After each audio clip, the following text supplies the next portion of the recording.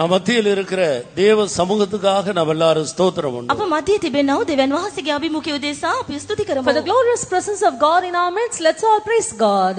ஸ்தோத்திரம் ஸ்தோத்திரம் ஸ்தோத்திரம் ஸ்தோத்திரம் ஸ்தோத்திரம் ஸ்தோத்திரம் ஸ்தோத்திரம் ஸ்தோத்திரம் ஸ்தோத்திரம் ஸ்தோத்திரம். கர்த்தர் நம்மோடு பேசி நம்முடைய மனக்கண்களை பிரகாசிப்பிக்க முடியாக ஸ்தோத்திரம் பண்ணுவோம். උන්වහන්සේ අප සමග කතා කර අපගේ නුවණැස පහදන පිණිස අපි ස්තුති කරමු. That the Lord may speak to us all and enlighten our eyes of understanding. Let's all praise God. ஸ்தோத்திரம் ஸ்தோத்திரம் ஸ்தோத்திரம் ஸ்தோத்திரம் ஸ்தோத்திரம் ஸ்தோத்திரம் ஸ்தோத்திரம் ஸ்தோத்திரம் ஸ்தோத்திரம்.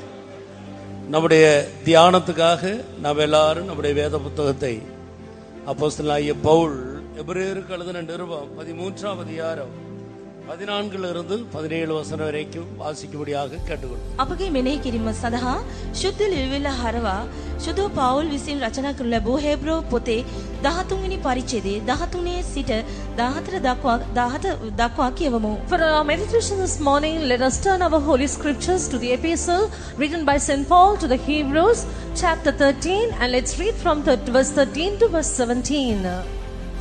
Let us go forth therefore unto him without the camp, bearing his reproach. For here we have no continuing city, but we seek one to come.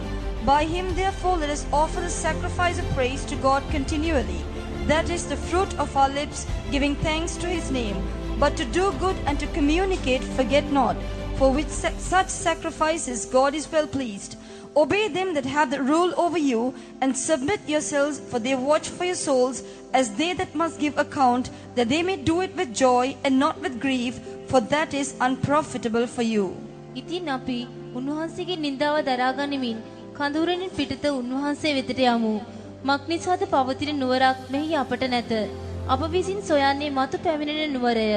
එබැවින් දෙවියන් වහන්සේගේ නාමයට ස්තුති කරන තොල්වල පළවන ප්‍රශංසාව නැමැති පූජාව උන්වහන්සේම කරන කොටගෙන නිතරම දෙවියන් වහන්සේට ඔප්පු කරමු. නමුත් යහපත්කම් කරන්ටත් අනුන්ට බෙදා දෙන්නටත් මතක නැති නොකරල්ලා. මක්නිසාද ඒ ආකාර පූජාවලට දෙවියන් වහන්සේ ප්‍රසන්න වනසේක. නුඹලාගේ ප්‍රධානියෝ ගණන් දෙන්න සිටින්නන් මෙන් නුඹලාගේ ආත්ම ගැන රැක බලා සිටිති.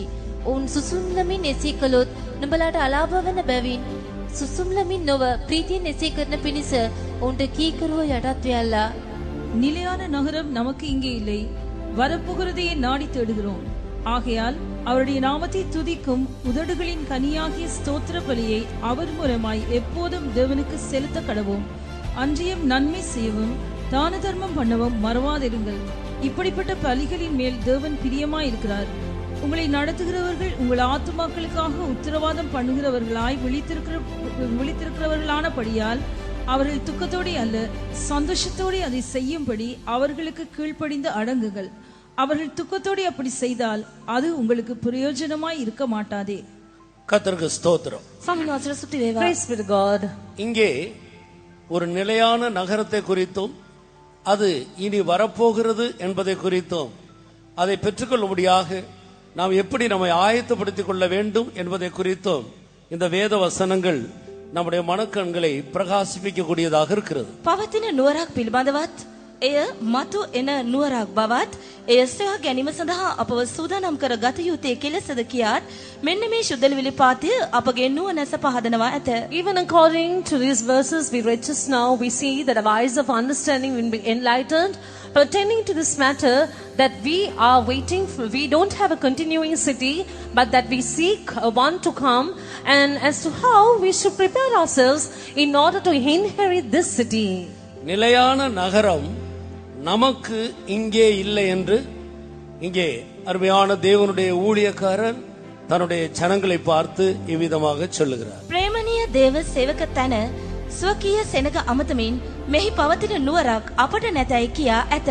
Here in this verse we see the dear servant of God speaking to the people of God, saying that we don't have a continuing city. தேவனுடைய ஊழியர்களுக்கும் அபிஷேகம் பெற்ற தேவனுடைய ஜனங்களுக்கும் நிலையான நகரம் இந்த உலகத்தில் இல்லை. දේව සේවකයන්ටත් ශුද්ධාත්ම ආලේපය ලබා ගත්තා වූ දෙවියන් වහන්සේගේ සෙනගටත් පවතින නුවරක් මෙහි නැත. So we see there is no continuing city to the dear servants of God, nor to the believers or the children of God who are spirit baptized here on this earth.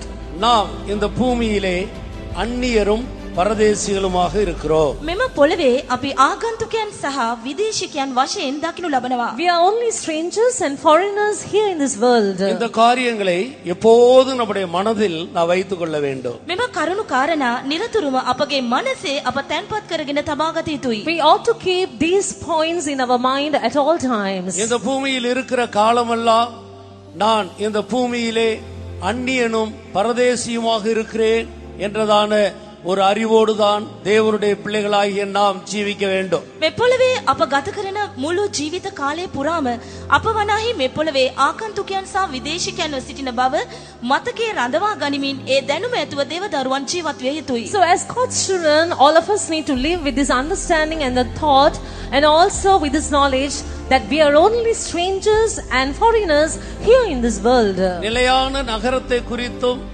அல்லது இனி வரப்போகிற உலகத்தை குறித்தும் நமக்கு சத்தியங்கள் வெளிப்படுவதற்கு முன்பாக நாம் இந்த பூமிக்கு சொந்தக்காரர்களாக இருந்தோம்.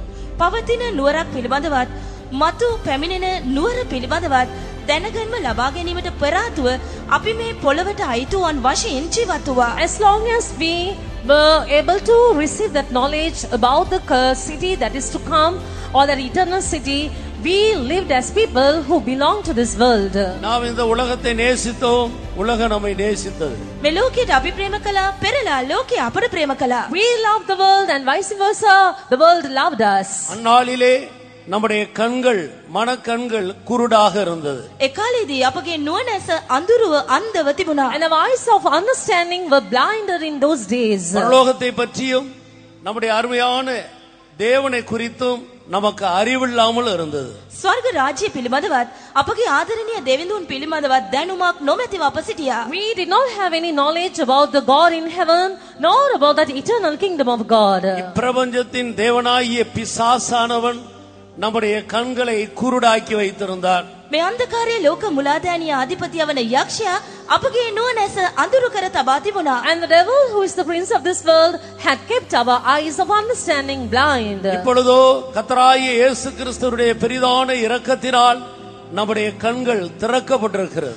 අපගේ ස්වාමී යේසුස් ක්‍රිස්තුස් වහන්සේගේ අති මහත් දයාව නිමිත්තෙන් අපගේ නුවණැස දැන් විවෘතව තිබෙනවා. But now, by the great mercies of our God, we see that our eyes of understanding are opened up.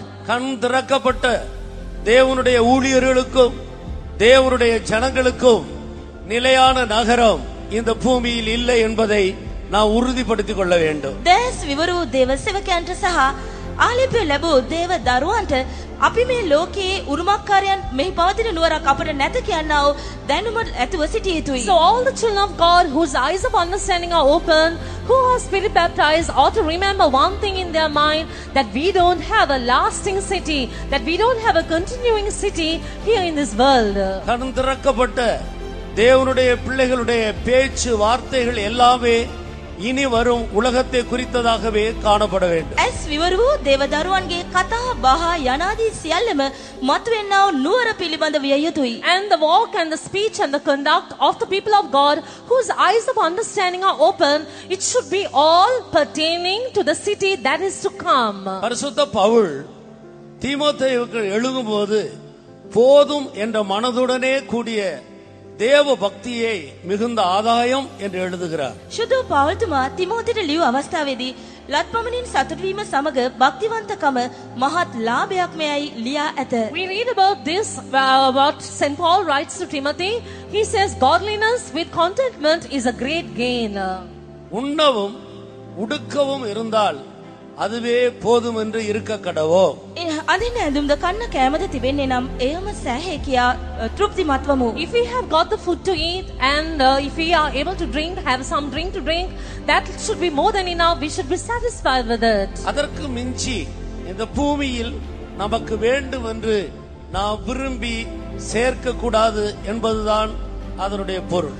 එයත් ඉක්මවා තව තවත් වැඩියෙන් අපට අවශ්‍යයි කියා රැස් කර නොගත යුතු යන්නයි මින් අර්ථවත් වන්නේ. And this is what it also means, that we should not collect or gather anything more than that food and raiment which we need, because we should live a satisfactory life. ஏனென்றால் நாம் இந்த பூமியில் பிறந்தபோது ஒன்று கொண்டு வந்ததில்லை, திரும்பி நாம் போகும்போதும் இதிலிருந்து ஒன்றும் கொண்டு போவதில்லை. මේ පොළවේ අප ජන්මය ලබන විට අපි මේ පොළවට කිසිවක් රැගෙන ආවෙත් නැත.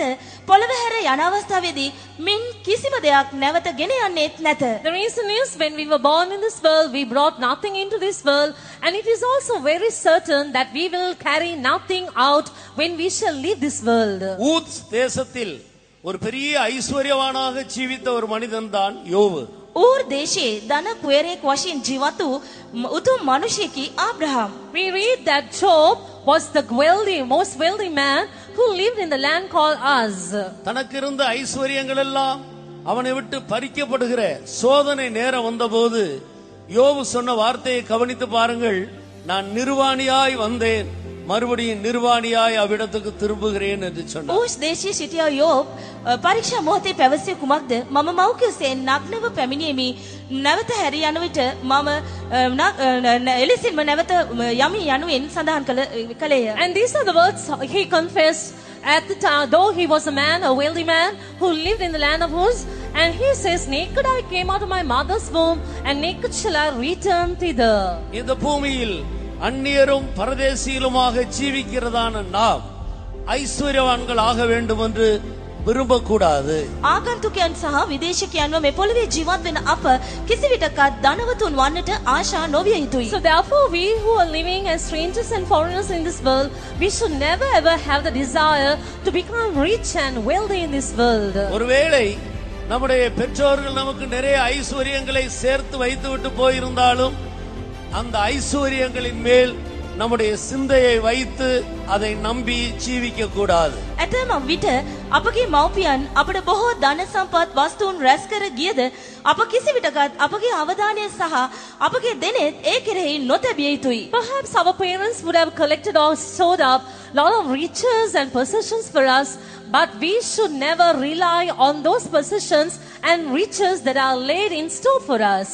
ரட்சிக்கப்பட்ட இல்லாவிட்டால் கண் திறக்கப்பட்ட தேவனுடைய பிள்ளைகள் இன்றைக்கு ஐஸ்வர்யவான்கள் ஆக வேண்டும் என்று விரும்புகிறது நிமித்தம் அநேக கண்ணியிலும் கேட்டிலும் பல வகையான சோதனையிலேயும் சிக்குண்டு தேவ சமூகத்தில் மகிழ முடியாமல் போய்விடுகிறார். ගැලවීම ලැබූ එහෙමත් නැතිනම් දෙනෙත් විවරු දෙවියන් වහන්සේගේ දරුවන් ධනවත් වීමට අද ආශා කරන බැවින් අවසානයේ ඕනේ කරුණු කොටගෙන මහත් කරදරවලටත් බොහෝ වේදනාවලටත් තුමුන්ම අනනු ලැබ ඔවුන් අවසානයේ ඊටමත් කාලකණි තත්වයකට පත්වී දෙවියන් වහන්සේගේ අභිමුඛයේ ප්‍රීති සන්තෝෂ වීමට නොහැකි තත්වයකට අද පත්වී සිටිනවා. It's all because of the reason that the children whose eyes of understanding are open, the children who are saved, do want to become rich and wealthy and popular in this world, that they lack the joy in the presence of God. They are unable to rejoice in the presence of God because they all want to become great and popular.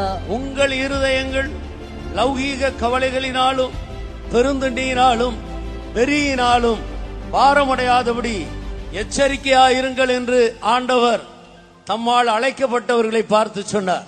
නුඹලාගේ සිත් ලෞකික කමෙන්ද කෑමෙන්ද බීමත් කමෙන්ද මේ ලෝකයේ ජීවිතේ වෙහෙස වීමෙන්ද බර නොවන හැටියට බලාගනිලයි යේසුස් වහන්සේ සුවකීය සෙනඟට වදාළසේක. And these were the words of the Lord Jesus to his own people. He said, take heed so that their hearts will not be overcharged with surfeiting, drunkenness and cares of this life. கண் திறக்கப்பட்டவர்கள் என்றால் என்ன அர்த்தம்? ඇස් විවර වූවන් වශයෙන් හඳුන්වන්නා වූ අර්ථය කුමක්ද? Now when you shall talk about the people whose eyes are open, what does it mean?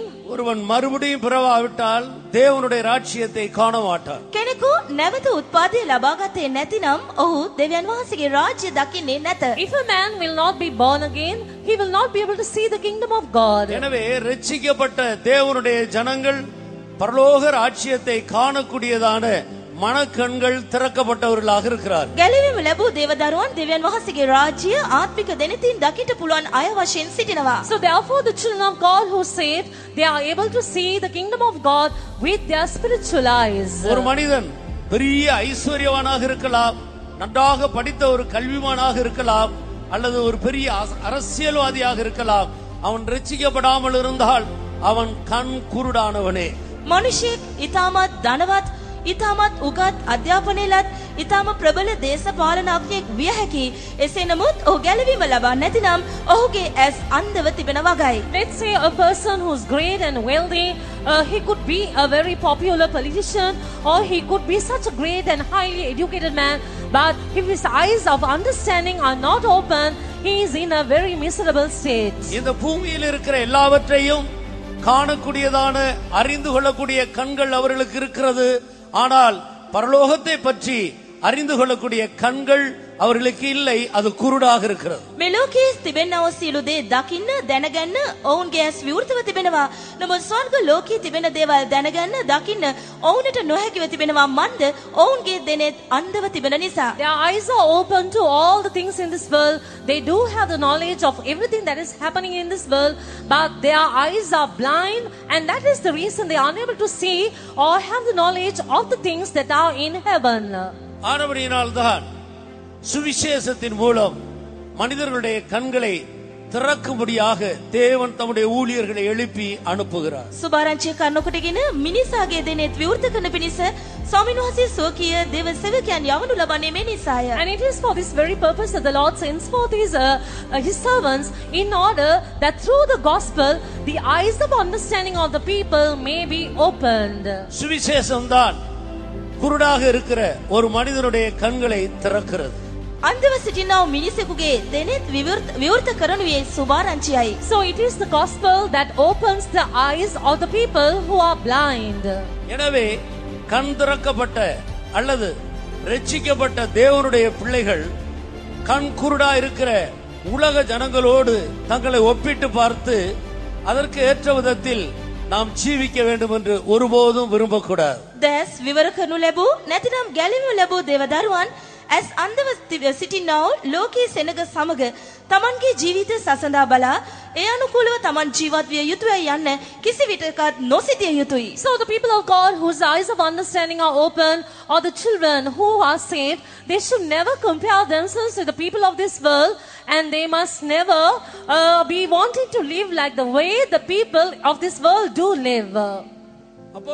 அப்போஸ்தலர் நடவடிக்கையின் புஸ்தகம் 26ஆம் அதிகாரம் 18வது வசனத்தை நான் வாசிக்கும் போது பரிசுத்த பவுலை ஆண்டவர் எதற்காக අනුපුகிறார் என்பதை பற்றி நாம் அங்கே வாசிக்கிறோம். ක්‍රියා 26 වෙනි පරිච්ඡේදයේ 18 ශුද්ධෝල් පාවුල් තුමාව ස්වාමීන් වහන්සේ යවනු ලබන්නේ කුමන කාර්ය භාරයක් සඳහාද කියා මෙහි සඳහන් වනවා. We will be able to understand the purpose for which the Lord God sent forth Paul when we shall read Acts of the Apostles chapter 26 verse 18. To open their eyes and to turn them from darkness to light and from the power of Satan unto God, that they may receive forgiveness of sins and inheritance among them which are sanctified by faith that is in me. උන් අන්ධකාරයෙන් ආලෝකයටද සාතන්ගේ බලයෙන් දෙවියන් වහන්සේ වෙතටද හැරෙන ලෙස උන්ගේ ඇස් පහදවන්ට ඔවුන් වෙතට නුඹ යවමි කීසේක.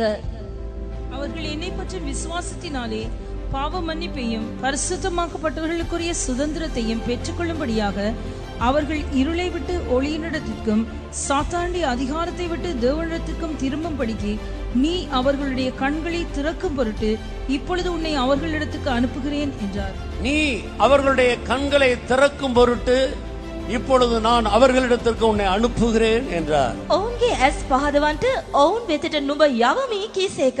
He said, I sent thee to open their eyes. இந்த கன்வர்ஷன் கூட்டங்களை நாம் எதற்காக நடத்துகிறோம்? මෙම රැස්වීම් මාලාවන් අප මෙහෙවනු ලබන්නේ කුමක් සඳහාද? Why do we hold these meetings, dear, and conventions? கண் குருடாக காணப்படுகிற ஜனங்களுடைய கண்களை திறக்கவும் கண் திறக்கப்பட்டவர்களுடைய கண்கள் இன்னும் பிரகாசம் அடையும்படியாகத்தான் நாம் இந்த கூட்டங்களை நடத்துகிறோம். ඇස් අන්ධවන්ගේ ඇස් පහදන පිණිස නැතිනම් විවෘත කරන පිණිසත් ඇස් පහදනු ලැබුවන්ගේ ඇස් තවදුරටත් සුපැහැදිලි කරන පිණිසත් මෙම රැස්වීම් මාලාවන් අප මෙහෙවනු ලබනවා. It is all for the purpose that the ones who are blind may be open up, that their eyes may be open, and the ones whose eyes are open, that those eyes may be enlightened more and more. இன்றைக்கு சுமார் 750 கோடி ஜனங்கள் இந்த பூமியிலே ஜீவித்துக் கொண்டிருக்கிறார். ආසන වශයෙන් කෝටි 750ක පමණ ජන ගාණයක් මේ ලෝකයේ ජීවත් වෙමින් සිටිනවා. இதிலே கண் திறக்கப்பட்டவர்கள் என்று சொல்லுகிற ஜனங்கள் மிக குறைவு. මින් ඇස් පැහැදුණු ලැබුවන් කියා හඳුන්වන්නේ ඉතා ස්වල්පයකට පමණි. There are millions of people who are living in this world, but we see there are only few people whose eyes are opened according to this number. பரலோகத்துக்கு போகிற வழி இடுக்கவும் நெருக்கவுமாக இருக்கிறது. මක්නිසාද ස්වර්ග රාජ්‍යයට යන්නව මාර්ගය පටුව අවහිරය. The reason is the way to heaven is very narrow and tough. அதை கண்டுபிடிக்கிறவர்கள் சிலர். එය සොයා ගන්නව අය ස්වල්පයක්. Only few people can find it. கேட்டுக்கு போகிற வழி விசாலமாக இருக்கிறது. විනාශයට යන්නව මාර්ගය පළල්ය. But the way to destruction is broad. அது பிரவேசிக்கிறவர்கள் அநேகர் என்று ஆண்டவர் சொன்னார். නමුත් එහෙට ඇතුල් වන්නව අය බොහෝය කියා ස්වාමීන් වහන්සේ කීසේක. And the Lord Jesus said there are many people who walk in that path. அதிகபட்ச ஜனங்கள் கேட்டை நோக்கி அழிவை நோக்கி வேகமாய் போய் கொண்டிருக்கிற காலம் இது. බහුතරයක් සෙනග විනාශය කරා ඉතාමත් සීඝ්‍රව වේගයෙන් ගමන් කරන්නව කාල වකවානුවකින් මෙය. And also this is the period of time where you see so many people heading towards destruction, walking in the way of corruption. பாவத்தை பற்றிய யாதொரு அறிவில்லாமல் பாவத்தை எல்லாம் பரிசுத்தம் என்று எண்ணி அனுபவித்துக் கொண்டிருக்கிற ஒரு காலம். පාපය පිළිබඳව කිසිදු අවබෝධයක් නොමැතිව පාපය යනු ශුද්ධවත් දෙයක් කියා අත්දැකීමින් සිටිනව කාලයකින් මෙය. Also this is the time where you see everybody experiencing sin as if it's something that is holy, and how they don't even have any knowledge about sin at all. பாவத்துக்கும் பரிசுத்தத்துக்கும் வித்தியாசம் தெரியாமல் பாவத்திலே முழுகி கிடக்கிற ஒரு காலமாக இருக்கு. පාපයටත් ශුද්ධකමටත් අතර වෙනස හඳුනා නොගෙන පාපේ නිමග්නව ගිලී සිටිනව කාල වකවානුවකින් මෙය. Also this is a period of time where you see people drowning and sinking deep down into sin, not knowing the difference between holiness and uncleanness. இப்படிப்பட்ட இந்த கொடிய காலத்தில் ஆண்டவர் நம்முடைய கண்களை திறந்திருக்கிறார். මෙවැනි රුදු භයානක කාලයක උන්වහන්සේ අපගේ දෙනෙත් විවෘත කර තිබෙනවා. So we see the Lord has opened our eyes during such perilous times like these. பரலோக ராஜ்யத்துக்கு போகிற வழியை காணும்படி நம்முடைய கண்கள் திறக்கப்பட்டிருக்கிறது. ස්වර්ග රාජ්‍යයට යන්නව මාවත හඳුනා ගැනීම සඳහා උන්වහන්සේ අපගේ දැස් පහදා තිබෙනවා. The Lord has opened our eyes in order that we may see the way to heaven. நான் கண் திறக்கப்பட்டவன் கண் திறக்கப்பட்டவள் என்ற நிச்சயம் உள்ளவர்கள் கரங்களை உயர்த்தி ஆண்டவருடைய கண்களை திறந்ததற்காக நன்றியோடு கர்த்தரை நாம் ஸ்தோத்திரிக்கிறோம். මම වනහි ඇස් පැහැදුණු මිනිසෙකෙමි මාගේ දෙනෙත් උන්වහන්සේ විවෘත කර තිබෙනවා කියා කියනවා අය ඔබගේ ඇස් උන්වහන්සේ පැහැදු බැවින් ගුණවන්ත ඔබගේ දෑත ඔස්වා ස්තුති කරමු. All those who say the Lord has opened my eyes, he has enlightened my eyes, those who have this experience, you raise your hands and glorify God. கொஞ்ச நேரம் நன்றியுள்ள இருதயத்தோடு கர்த்தரை ஸ்தோத்திரிப்போமா. සුළු මොහොතක් අප උන්වහන්සේට ස්තුතිවන්ත බවින් පිරි ස්තුති For කරමු. some time let us all offer our praises to God. ஸ்தோத்திரம் ஸ்தோத்திரம் ஸ்தோத்திரம் ஸ்தோத்திரம் ஸ்தோத்திரம் ஸ்தோத்திரம் ஸ்தோத்திரம் ஸ்தோத்திரம் ஸ்தோத்திரம் ஸ்தோத்திரம் ஸ்தோத்திரம் ஸ்தோத்திரம் ஸ்தோத்திரம் ஸ்தோத்திரம் ஸ்தோத்திரம் ஸ்தோத்திரம் ஸ்தோத்திரம் ஸ்தோத்திரம் ஹல்லேலூயா.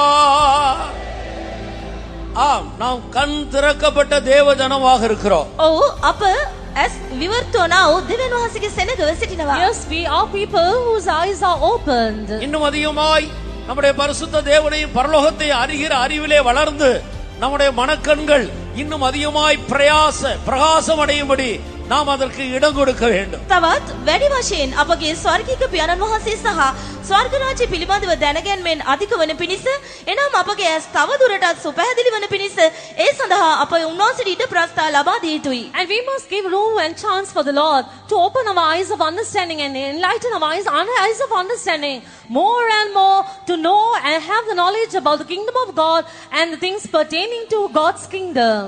கண் திறக்கப்பட்ட தேவனுடைய பிள்ளைகள் கண் குருடாயிருக்கிற உலக மனிதர்களோடு எந்த விதத்திலேயும் நம்மை ஒப்பிட்டு பார்க்கவே கூடாது. ඇස් පැහැදුණු ඇස් විවෘත වුණ දෙවියන් වහන්සේගේ දරුවන් ලෝකයේ ඇස් අන්ධ වූ සෙනග හා සමග කිසිදු විටක අපගේ ජීවිත සසඳා නොබැලිය යුතුයි. So as God's children whose eyes are open, whose eyes of understanding are enlightened, we must never compare our eyes, our lives with the people of the world whose eyes are blind. கண் குருடாக இருக்கிற அல்லது ரட்சிக்கப்படாத ஜனங்களுடைய வழிகளை குறித்து வேதத்தில் நாம் பார்க்கும்போது அது கோணலும் மாறுபாடுமான சந்ததி என்று அப்போஸ்தலனாகிய பேதுரு மூலம் அறிவிக்கப்பட்டது. ඇස් අන්ධ වූ එනම් ගැලවීම නොලැබූ ලෝකයේ සිටිනව සෙනගගේ මාර්ගය පිළිබඳව සඳහන් කර තිබෙන විට දේවචනේ කියන්නේ ඔවුන් වනාහි වංක වූ හිතුවක්කාර වූ පරම්පරාවක් යනුවනි. And it was proclaimed even through Peter the apostle pertaining to this matter concerning those people whose eyes are blind, that they are a crooked and a perverse generation. நேர்மையாய் நடந்தவர்கள் சமாதானத்துக்குள்ளே பிரவேசித்து தங்கள் படுக்கையிலே இளைப்பாறிக் கொண்டிருக்கிறார். ඍජුව නිර්දෝෂව ජීවත් වූ අය තමන්ගේ යහන් වල නිශ්චලව සිටිතියයි කියා තිබෙනවා. It says about the ones who have lived or walked uprightly, they shall rest in peace in their beds. கோணலும் மாறுபாடுமான சந்ததியிலிருந்து கர்த்தர் நம்முடைய கண்களை திறந்து நேர்மையாய் நடக்கிற பாதையிலே நம்மை திருப்பி கொண்டு வந்திருக்கிறார். වංකව හිතුවක්කාරව ජීවත් වෙනව ජීවිතේ උන්වහන්සේ අපව ගලවා මුදවා වෙන් කර නිර්දෝෂව ඍජුව ජීවත් වෙනව ජීවිතයකට ඇතුල් කර තිබෙනවා. We were living a perverse and a crooked life as a perverse generation, but the Lord changed us, converted us, He has saved us, and now we are able to walk as people whose eyes are opened up. ரட்சிக்கப்படாத மனிதர்களுடைய வழிகள் தேவனுடைய பார்வையிலே கோணலாக இருக்கிறது, அது மாறுபாடாக இருக்கிறது. ගැලවීම නොලබූ මනුෂ්‍යයන්ගේ මාවත් දෙවියන් වහන්සේ ඉදිරියේ ඇදව තිබෙනවා, ඒවා වංකව තිබෙනවා. So we see about the walk or the path of the people who are not saved. They are all crooked and perverse in the sight of the Lord. ஆனபடியால் கண் திறக்கப்பட்ட தேவனுடைய பிள்ளைகள் தேவனுடைய ஜனங்களோடு சேர்ந்து எல்லா விதத்திலேயும் நம்முடைய பேச்சு வார்த்தையில் நம்முடைய சிந்தையிலே நாம் டிரெஸ் உடுத்துகிற விதத்திலே எல்லா பகுதியிலேயும் நம்முடைய வழியை நேராக்கி கொள்ள வேண்டும். දෙනෙත් විවර වූ දේවදරුවන් දෙවියන් වහන්සේගේ සෙනග සමග එක් වී ඔවුන්ගේ කතාබහ, ඔවුන්ගේ හැසිරීම් රටා, ඔවුන්ගේ ඇඳුම් පැළඳුම් යනාදී සියල්ල උන්වහන්සේට එකග වන ලෙස මාරු කිරීමට වග බලාගත යුතුයි. So the people who are saved, they also need to get along with the people of God who are saved, and in every aspect of their life, even when it comes to wearing their garment or the raiment, they should be living their lives in godliness, and it should be all in accordance to the ways of the Lord. ஏனென்றால் நமக்கு நிலையான நகரம் இங்கே இல்லை. කුමක් නිසාදයත් පවතින නුවරක් මෙහි අපට නැත. The reason is we don't have a lasting city here in this world. அது இனிதான் வரப்போகிறது. එය මතු පැමිණෙන එකකි. But it is something that is to come. அந்த நிலையான நகரத்தை குறித்து வேதத்தில் இனி வரும் உலகம் என்று எழுதப்பட்டிருக்கிறது. එම පවතින නුවර පිළිබඳව මතුවෙන ලෝකය යනුවෙන් දේව වචනේ සටහන් කර තිබෙනවා. And about this world, the thing to come, the word of God says, it is the land or the world that is to come. ஆதாம் முதல் இனி வரப்போகிறதான அந்த நித்திய உலகம் வரைக்கும் உள்ள இந்த காலங்களை 3 உலகமாக வேதம் நமக்கு பிரித்து காட்டி கொடுக்கிறது. ආදම් පටන් සදාකාල ලෝකයේ දක්වා තිබෙනා ඒ යුගයන් ලෝකයන් 3ක් හැටියට බෙදා වෙන් කර දේව වචනේ අපට කරුණු උගන්වා තිබෙනවා. We can see even in the evidence of the word of God as to how this entire ages, all the past ages and the ages to come, that is starting from Adam to that till up to eternity, how it is divided into 3 different worlds. ஒன்று பூர்வ உலகம். එකක් පුරාණ ලෝකය. One is the former world. ஆண்டவர் பூமியை சிருஷ்டிக்கும் போது இருந்ததான அந்த பூர்வ உலகம். එනම් මේ ලෝකයේ උන්වහන්සේ විසින් මවනු ලබන විට ප්‍රථම ලෝකයේ දකින්න ලැබීමේ පෙන්වම් කරනවා. This is that former world that existed at the time when the Lord created the entire world. இரண்டாவது இப்பொழுது இருக்கிற இந்த உலகம். දෙක වර්තමාන ලෝකය. And secondly, it is this present world. மூன்றாவது இனி வரப்போகிற உலகம். 3 මතු එන ලෝකය. Third one is the world that is to come. இந்த பூர்வ உலகம் நோவா காலத்தில் ஜலப்பிரளயத்தினால் அழிக்கப்பட்டது என்று வேத வசனம் நமக்கு காட்டி கொடுக்கிறது. පුරාණ ලෝකය නොවාගේ ජලගැල්මෙන් විනාශ වූ බව දේව වචනේ අපට කරුණු ගෙන හැර තිබෙනවා. The word of God gives us the proof that this former world got destroyed during the floods that came during the days of Noah. இரண்டாம் பேதுருவின் புஸ்தகம் 3ஆம் அதிகாரம் 4வது வசனத்திலிருந்து வாசி. දෙවනි පේත්‍රස් 3වෙනි පරිච්ඡේදයේ 4වෙනි පදයේ සිට කියවමු. Let's read 2 Peter chapter 3 from verse 4 onwards. And saying, where is the promise of his coming? For since the fathers fell asleep, all things continue as they were from the beginning of the creation. For this they willingly are ignorant of, that by the word of God the heavens were of old, and the earth standing out of the water and in the water, whereby the world that then was, being overflowed with water, perished. But the heavens and the earth which are now, by the same word are kept in store, reserved unto fire, against the day of judgment and perdition of ungodly men.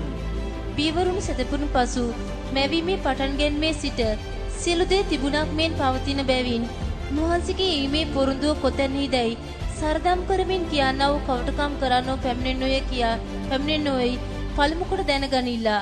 මක් නිසාද දෙවියන් වහන්සේගේ වචනය කරනකොටගෙන පුරාණයේ පටන් අහසක්ද වතුරෙන් සම්බන්ධ කරන ලද්දා වූ වතුර මැදිහි පොළවක්ද තිබුණු බවත් ඒ කරනකොටගෙන එකලට තිබුණු ලෝකයේ ජලගැල්මට යට වී විනාශ වූ බවත් ඔහු කැමැත්තෙන්ම මතක නැති කරති.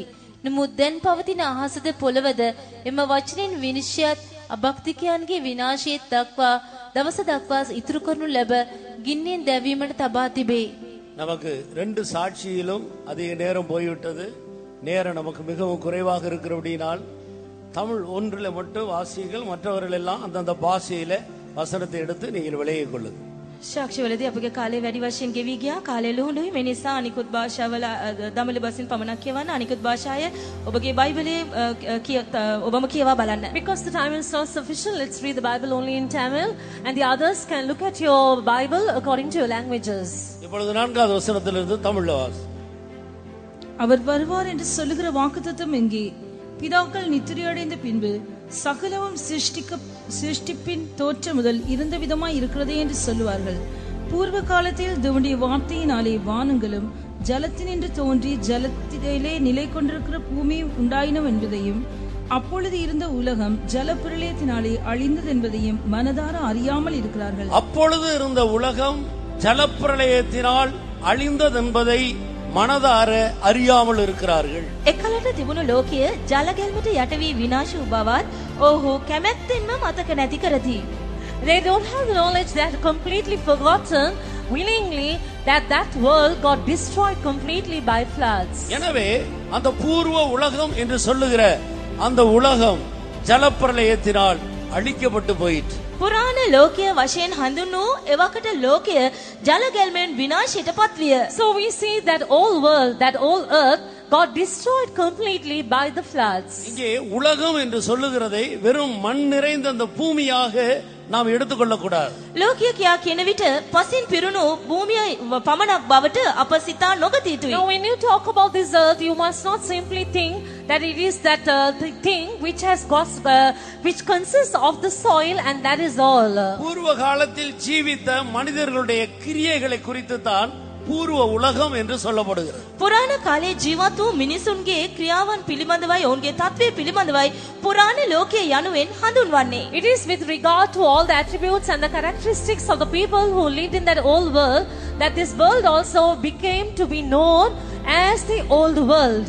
பூர்வ காலத்தில் ஜனங்கள் கர்த்தருடைய பார்வையிலே அருவருப்பாய் ஜீவித்தபடியினால் அன்றைக்கு இருந்ததான முழு ஜனங்களையும் ජලප්‍රලයத்தினால் தேவன் අழித்தார். පුරාණයේ විසූ සෙනග දෙවියන් වහන්සේගේ දැස් හමුවේ පිළිකුල්ව සිටි බැවින් එවකට ජීවත් වූ සමස්ත සෙනගවම උන්වහන්සේ ජලගැල්ම කරනකොටගෙන විනාශයට පත් කළා. It was because of the reason that the people who lived in this old world were corrupt and all they were full of abomination that the Lord had to send the floods and destroy them utterly. அந்த முழு உலகத்தில் ஜீவித்ததான பூர்வ உலகத்தில் உள்ள எல்லா ஜனத்தின் நடுவிலே ஆண்டவர் நோவாவுக்கோ கர்த்தருடைய கண்களில் கிருபை கிடைக்க செய்தார். පුරාණ ලෝකේ ජීවත් වූ සියලුම ජනයන් හමුවේ ඒ දුෂ්ට සෙනග හමුවේ නෝවා නම් එකම මනුෂ්‍යයාට දෙවියන් වහන්සේගේ දැස් වලින් කරුණාව පැමිණියා. And we see of all those people who lived in that old world that there was only one man who was able to find grace in the eyes of the Lord. கர்த்தருடைய கண்கள்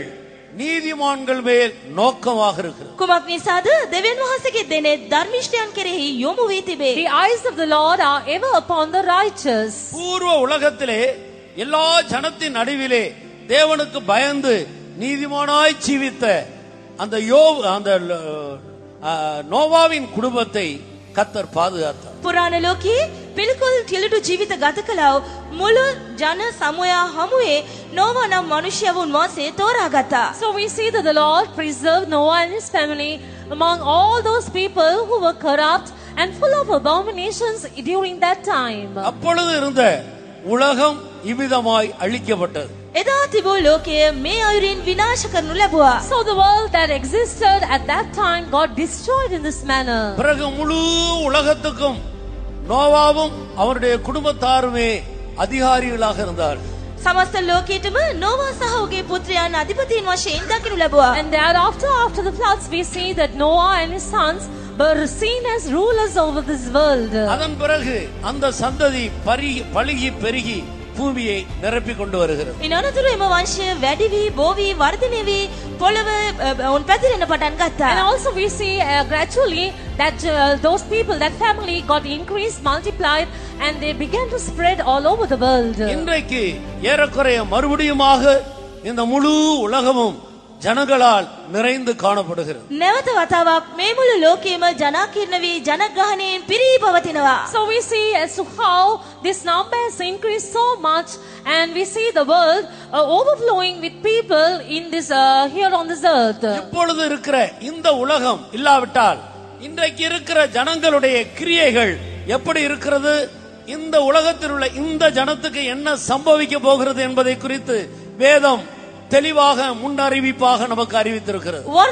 වර්තමාන ලෝකයේ නැතිනම් වර්තමාන ලෝකයේ ජීවත් වෙන වර්තමාන සෙනග ඔවුන්ගේ ක්‍රියාවන් කොයි වාගේද, ඔවුන්ගේ ක්‍රියාකලාපවලට ලැබෙනා වූ විපාකයන් කුමක්ද යනුවෙන් දේව වචනය පෙරාතුවම අපට දන්වා තිබෙනවා. And even according to the word of God, we see that it has been foretold as to about the characteristics of the people who shall live in this present world and the consequences of their acts and deeds according to the type of life they live. இப்பொழுது 2 பேதுருவின் புத்தகம் 3ஆம் அதிகாரம் 6, 7 இரண்டு வசனங்களை சேர்த்து வாசி. දෙවැනි පේතෘස් 3වෙනි පරිච්ඡේදයේ 6-7 කියවමු. Let's read 2 Peter chapter 3 verses 6 and 7. அப்பொழுது இருந்த உலகம் ஜலப்பிரளயத்தினாலே அழிந்தது என்பதை மனதார அறியாமல் இருக்கிறார்கள்.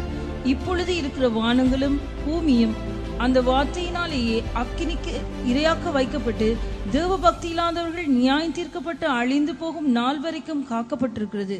கர்த்தருக்கு ஸ்தோத்திரம். ස්වාමීන් වහන්සේට ස්තුති වේවා. Praise be to God.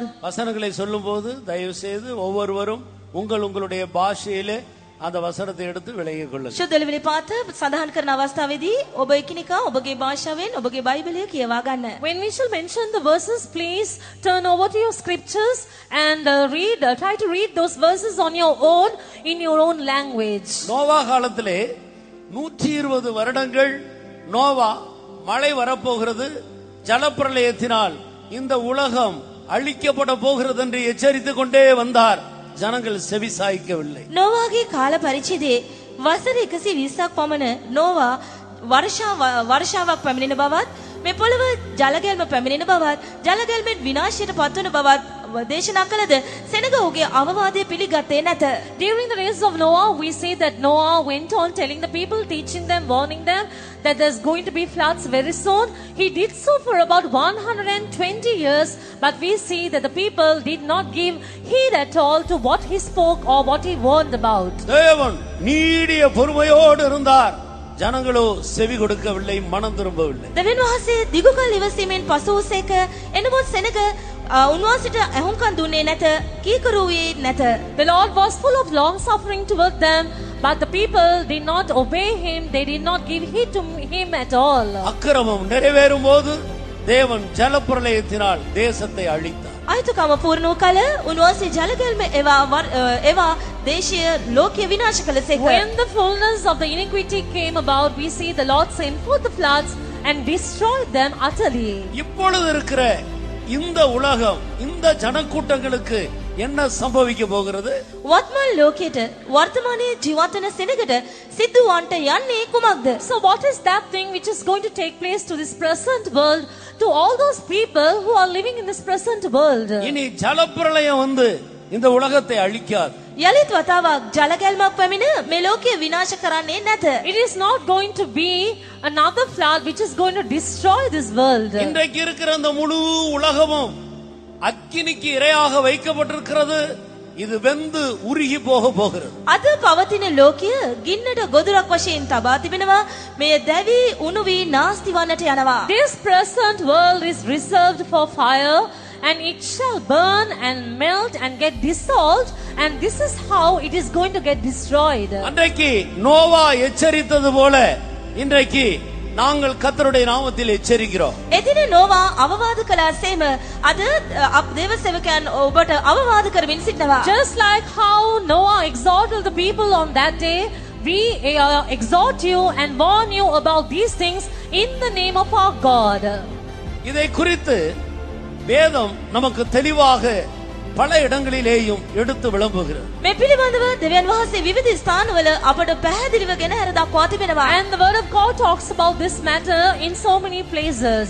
ஆனபடியினால் தேவனுடைய பிள்ளைகள், கண் திறக்கப்பட்ட தேவனுடைய பிள்ளைகள் இனிவரும் உலகத்துக்காக மாத்திரமே நம்மை ஆயத்தப்படுத்திக் கொள்ள வேண்டும். ඇස් පැහැදුණු දෙවියන් වහන්සේගේ දරුවන් මතුවෙන ලෝකයේ සඳහා පමණක් අපව සූදානම් කරගත යුතුයි. So the children of God whose eyes of understanding are open ought to prepare themselves for that world that which is to come. இந்த உலகத்தில் இன்னும் அதிகமாய் ஸ்திரப்பட விரும்பக்கூடாது. මේ ලෝකයේ තව දුරටත් ස්ථීරව පිහිටා සිටින්න කිසිසේත්ම ආශා නොවිය යුතුයි. We must never ever have the desire to become more and more established here on this world. இது நிமித்தம்தான் வேதத்தில் நாம் வாசிக்கிறோம், வீட்டோடு வீட்டையும் வயலோடு வயலையும் சேர்க்கிறவர்களுக்கு ஐயோ என்று சொல்லப்பட்டிருக்கிறது. මේ නිසායි මේ පිළිබඳව දේව වචනේ කියන්නේ නිවසට නිවසොත් කෙතට කෙතොත් තව දුරටත් එක් කර ගන්නව මනුෂ්‍යයට දුක් වේ කියා. That is why we read in God's word, it says like this: woe unto all those people who shall gather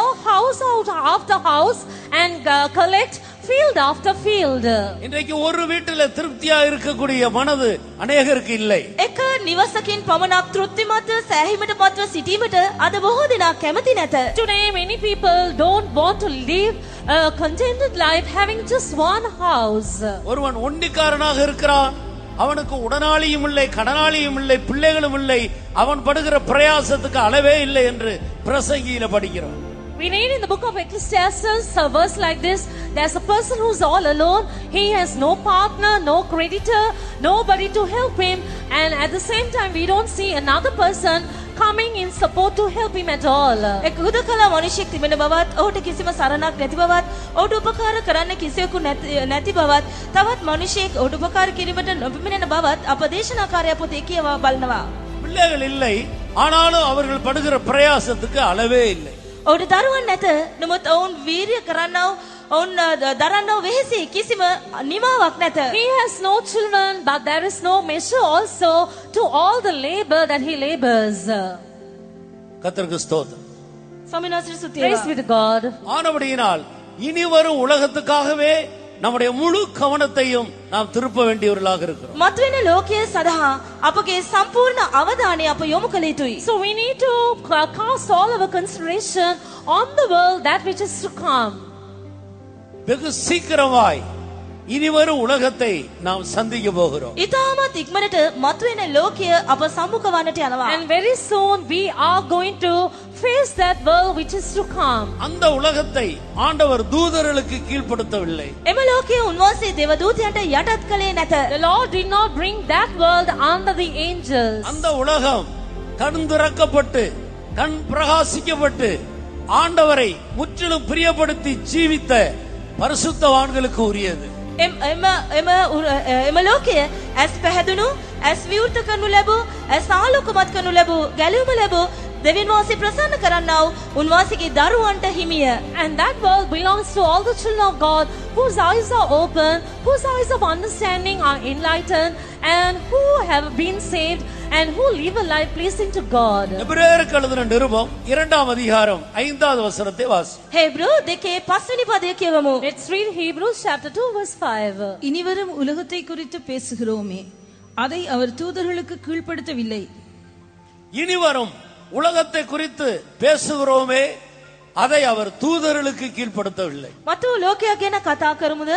පැමිණිට තිබුණේ ලෝකය කියා තිබෙනවා. ඒ උන්වහන්සේ දූතයන්ට යටත් කළේ නැත. It says, for unto the angels hath he not put in subjection the world to come whereof we speak. ஜீவிக்கும்படி கர்த்தர் கொடுத்த அந்த கொஞ்ச காலத்தில் இந்த பொல்லாத உலகத்தில் தங்களை வேறுபடுத்திக் கொண்டு கர்த்தருக்காக ஜீவித்த பரிசுத்தவான்களுக்கு இனிவரும் உலகத்தை தேவன் வைத்திருக்கிறார். ජීවත් වෙන්න තමන්ට ලැබුණා වූ මේ කෙටි කාලය තුල උන්වහන්සේ තමන්ගේ ඇස් විවෘත කරනු ලැබුවා ඔවුන් උදෙසා උන්වහන්සේ උදෙසා වෙන්ව මේ දුෂ්ට ලෝකේ ජීවත් වෙන අය උදෙසා මෙම ලෝකේ උන්වහන්සේ වෙන් කර තබා තිබෙනවා. So we see that the Lord has separated this world for such a kind of people who shall even have a heart to accept the Lord and whose eyes of understanding may be opened up and may be enlightened too.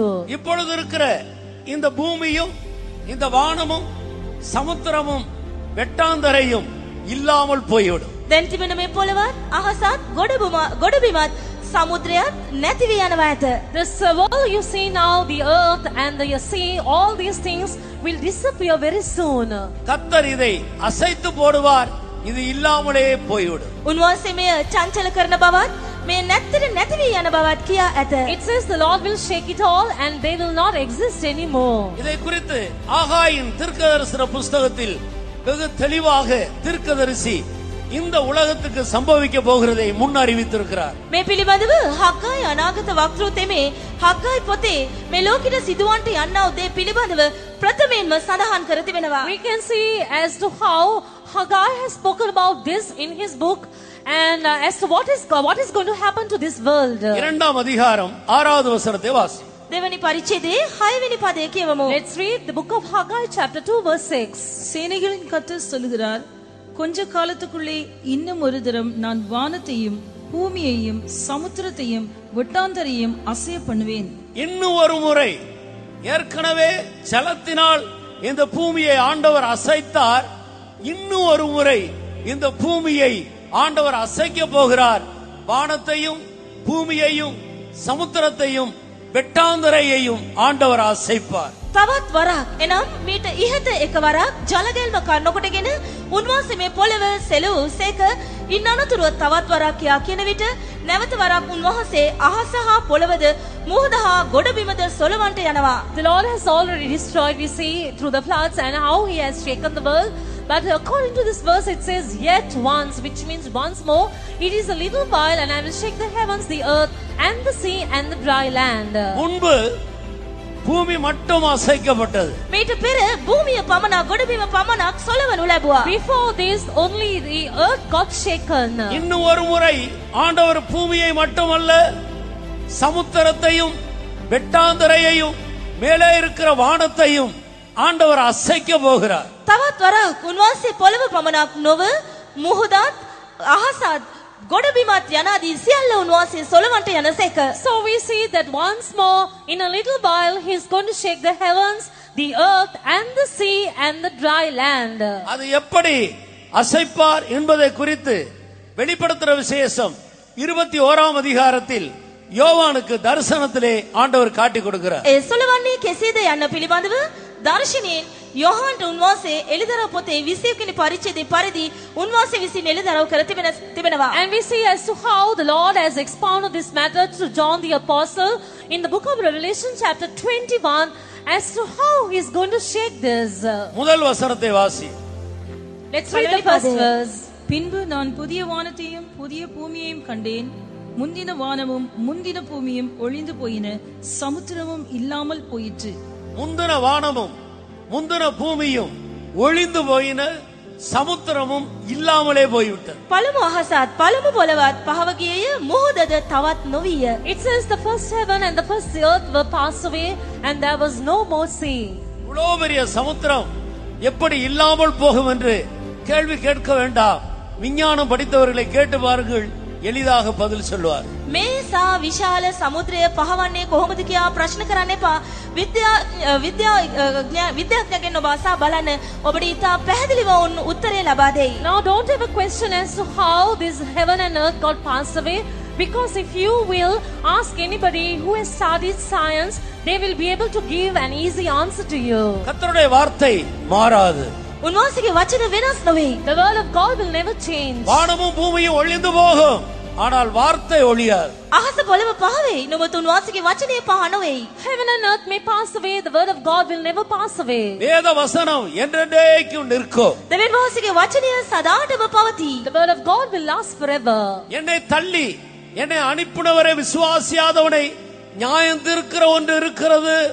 நான் அனுப்பின வசனமே அவனை நியாயம் தீர்க்கும். මහකර මාව එපා කළව තැනැත්තේව විනිශ්චය කරන්නව එකක් ඇත. එනම් මා කතා කළව මෙම වචනම ඔවුන්ව විනිශ්චය කරනවා ඇත. There's something which is able to judge the person or the people who did not accept me or rejected me, and that thing is the word of God which will judge him. மனிதன் எல்லாம், இந்த பூமியில் இருக்கிற மனிதர்களுடைய மாமிசம் எல்லாம் புல்லை போல இருக்கிறது. அவருடைய மகிமை எல்லாம் புல்லின் பூவை போல இருக்கிறது. புல் உலரும், பூ உதிரும், வசனமோ என்றென்றைக்கும் நிற்கும். මේ පොළවේ ජීවත් වෙන මනුෂ්‍යයාගේ ජීවිතය තන ගස් හා සමානය. ඔහුගේ ආශ්චර්ය මහිමය තන මල හා සමානය. තන මල් මැලවෙයි, තන කොළ මැලවෙයි, තන මල් වියලියයි කියා තිබෙනවා. We see that all the people in this world, they are like the flower of the grass, and like the grass you see in this world, that shall pass away, it shall wither away, and it shall completely fade away. But the ones who will trust upon the word of God, they will last forever. முந்தின வானமும் முந்தின பூமியும் ஒழிந்து போயிற்று, சமுத்திரமும் இல்லாமல் போயிற்று. யோவானாகிய நானோ புதிய வானத்தையும் புதிய பூமியையும் கண்டேன் என்று சொல்லுகிறார். මේ ස්ථානයේ කියා තිබෙනවා අලුත් පළමු අහසත් පළමු පොළවත් පහව ගියය, මුහුදද තවත් නොවිය. This is what it says: the first heaven and the first earth will pass away, there was no more sea, but I, John, saw the holy city. නමුත් යොහන් වන මම ශුද්ධ නුවර දුටු වෙමියයි කියා තිබෙනවා. இந்த புதிய வானங்களும் புதிய பூமியும் என்று சொல்லுவதுதான் இனி வரும் உலகம். අලුත් අහස අලුත් පොළව කියා හඳුන්වන්නේ මතු එන ලෝකය ගැනයි. So the first heaven and the first earth are the world to come. இனி வரும் உலகத்தை வேதம் நமக்கு 5 பகுதியாக பிரித்து காட்டுகிறது. මතු වෙන ලෝකය අපිට දේ වචනේ අංශ 5කට බෙදා දක්වා තිබෙනවා. The word of God talks about the world to come in as 5 different things. ஒன்று சியோன், மற்றொன்று புதிய எருசலேம், மூன்றாவது புதிய வானம், நான்காவது புதிய பூமி, ஐந்தாவதாக நித்திய நரகம். එක නව යෙරුසලම, සියොන, අලුත් අහස, අලුත් පොළව සහ නිරය. The world to come is divided into 5 different places, and the first one is Zion, second one New Jerusalem, third new heaven, fourth leads new earth, and fifth leads the eternal hellfire. இவைகள் எல்லாமே இனி வரப்போகிறதான உலகத்தை சார்ந்ததாக இருக்கிறது. මේ සියල්ලම මතු එන ලෝකය හා සම්බන්ධය. So these are all places that are seen as the world to come. இதிலே கண் திறக்கப்பட்ட நமக்கோ ஆண்டவர் சியோன், புதிய எருசலேம் என்றதான உன்னதமான இடத்தை தேவன் நமக்காக ආයතම වන போயிருக்கிறார். ඇස් පැහැදුණු අප උදෙසා උන්වහන්සේ සියොන සහ නව යෙරුසලම කියනා වූ ඒ උත්කෘෂ්ඨ ස්ථාන සූදානම් කරන පිණිස ගොස් සිටිනවා. So the Lord Jesus has gone before us in order that he may prepare Zion and New Jerusalem for the sake of all of us whose eyes of understanding are opened up. இதற்காக அழைக்கப்பட்ட நாம் இந்த பூமியிலே நாம் அந்நியரும் பரதேசிகளும் என்று அறிக்கையிட்டுக் கொண்டே இனி வரும் அந்த உலகத்துக்காக நம்மை ஆயத்தப்படுத்திக் கொள்ள வேண்டும். ඒ සඳහා කැඳවූ අප මේ පොළවේ ආගන්තුකයන් සහ විදේශිකයන් බව කියා දෙමින් මතුවෙන ලෝකයේ සඳහා අප සූදානම් කරගත යුතුයි. So therefore, in order that we may prepare ourselves for that world to come, we need to make this confession and also have the knowledge at all times that we are strangers and pilgrims and foreigners here in this world, and prepare ourselves for that world to come. இப்பொழுது எபிரேயர் 13ஆம் அதிகாரம் 14வது வசனத்தை வாசி. දැන් හේබ්‍රෝ 13 14 කියවමු. Let's read Hebrews chapter 13 verse 14. நிலையான நகரம் நமக்கு இங்கே இல்லை, வரப்போகிறதையே நாடி தேடுகிறோம். வரப்போகிறதையே நாடி தேடுகிறோம். මතුවෙන දේම අපි සොයමු. But we seek one to come. கண் திறக்கப்பட்ட நாம் இனி வரப்போகிறதையே இரவும் பகலும் நாட வேண்டும், தேட வேண்டும். ඇස් විවෘතුණව අප මතුවෙන ලෝකයේම මතුවෙන දේම සෙවිය යුතුයි. ඒ දේවල්ම අප සොයා බැලිය යුතුයි. So therefore, we whose eyes are open, we need to seek those things to come, and we need to seek that world which is about to come. இதை குறித்து கண் திறக்கப்பட்ட கொலோசியர் சபைக்கு அப்போஸ்தலனாகிய பவுல் 3ஆம் அதிகாரத்தில் முதல் வசனத்திலே என்ன சொல்லுகிறார் என்று பாருங்க. ඇස් විවෘතුණව කොලොස්සේ සභාවට ශුද්ධ පෞල්තුමා තුන්වෙනි පරිච්ඡේදයේ පළවෙනි පදේ කියන්නේ කුමක්ද කියා බලන්න. Let us see what St. Paul tells the Colossians whose eyes are open, according to Colossians chapter 3 verse 1. நீங்கள் கிறிஸ்துவுடன் கூட எழுந்ததுண்டானால் கிறிஸ்து தேவனுடைய வலது பாரிசத்தில் வீற்றிருக்கும் இடத்தில் உள்ள மேலானவைகளை தேடுங்கள். அடுத்த வசனத்தை பூமியில் உள்ளவைகளை அல்ல, மேலானவைகளையே நாடுங்கள். நீங்கள் கண் திறக்கப்பட்டது உண்மையானால், නුඹලාගේ ඇස් විවෘත වූ බව සැබෑව නම්, if it is true that your eyes are opened, இல்லாவிட்டால் அபிஷேகம் பெற்று இயேசு கிறிஸ்துவுடனே கூட நீங்கள் எழுந்தது உண்மையானால், නැතිනම් ආලේපය ලබා යේසුස් වහන්සේ සමග නුඹලා නැවත නැගිටිනු ලැබුවා නම්, or if it is true that you are risen up with the Lord Jesus Christ, இனி பூமியில் உள்ளவைகளை அல்ல மேலானவைகளையே தேடுங்கள். පොළවේ තිබෙන දේ නොව උසස් තැන්හි තිබෙන දේම සලකා බලලා. set your affection on things above, not on things on the earth. இனி நம்முடைய பேச்சு, வார்த்தைகள், சிந்தைகள், தியானங்கள் அனைத்தும் இனி வரப்போகிற இந்த உலகத்தையே சார்ந்ததாக இருக்க வேண்டும். ඔබගේ කතා, ඔබගේ වචන, ඔබගේ කල්පනා, ඔබගේ භාවනාව මතුවන ලෝකයේ ගැනම වේවා. Your talk, your speech, your meditation, your intention, imagination, everything should be about the world to come. இங்க இருக்கும்போது சத்தியத்தை கேட்டு தலையை ஆட்டி விட்டு வெளியே போன உடனே மறுபடியும் இந்த உலகத்துக்குரிய காரியங்களிலே நம்முடைய சிந்தையை செலுத்தக்கூடாது. මෙහි රැඳී සිටින තුරු සත්‍ය ආසා හිසවනා ඉන් පිටත ලෝකයට ගිය අවස්ථාවේදී ඒ ලෝකයේ දේවල් සඳහා අපගේ අවධානය සහ සිතවිල්ල යොමු නොකළ යුතුයි. If as long as you are here and giving heed to the truth and the teachings, and also nod your head on behalf of approval, and when you leave this place and go to the world, you must not live according to the things of this world. Laodicea சபைக்கு சொல்லப்பட்டது, நீ அனலாயாவது குளிராயாவது இரு, நீ வெதுவெதுப்பா இருந்தால் என் வாயிலிருந்து உன்னை வாந்தி பண்ணி போடுவேன். ලෝදික සභාවට කිව්වේ ඔබ ශීතලව හෝ උෂ්ණව හෝ සිටිය යුතුයි. එසේ නොවි ඔබ ඇල්මරුණු තත්ත්වයේ සිටින්නේ නම් මාගේ මුඛයෙන් වමාරා දමමි කියයි.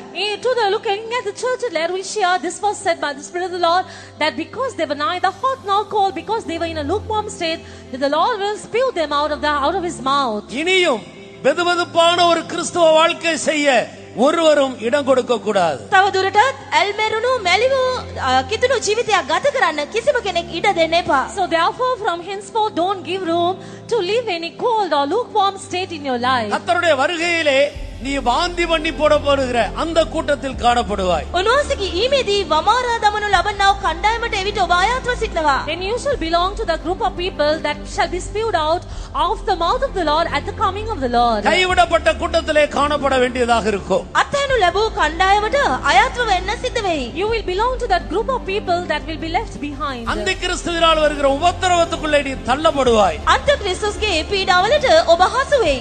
You will get caught to the persecution of Antichrist. ஆனபடியினால் அனலாக ஜீவிக்கும்படி இடம் கொடுப்பாயா. මෙනිසා උෂ්ණව ජීවත් වෙන්න ඉඩ දෙන්න. So therefore give room that you may live fervently in the Spirit. அசதியான கிறிஸ்துவ வாழ்க்கையை ஒழித்துவிட்டு அனலான ஒரு வாழ்க்கைக்கு நம்முடைய மனதை திருப்ப வேண்டும். නොසලිකිලිමත් කිතුණු ජීවිතය අහවර කර උෂ්ණවත් ගිනියමුණු කිතුණු ජීවිතයක් ගත කරන්න අපගේ කල්පනාව අපගේ මනස යොමු කළ යුතුයි. We must get rid of all negligence from out of our lives, and we must place all our consideration on living a very godly and fervent life, a Christian life. நாம் ஆரம்பத்தில் வாசித்த அந்த வசனத்திலே அனலான கிறிஸ்துவ வாழ்க்கை செய்ய விரும்புகிறவர்கள் முக்கியமாக கைக்கொள்ள வேண்டிய 5 காரியங்களை பரிசுத்த பவுல் எபிரேயர் சபைக்கு எடுத்து எழுதுகிறார். අපි ප්‍රථම කී ශුද්ධලිවිලි පාතේ උණුසුම් කිතුණු ජීවිත ගත කිරීමට කැමති වන්නා වූ දේව දරුවන් උදෙසා කරුණු 5ක්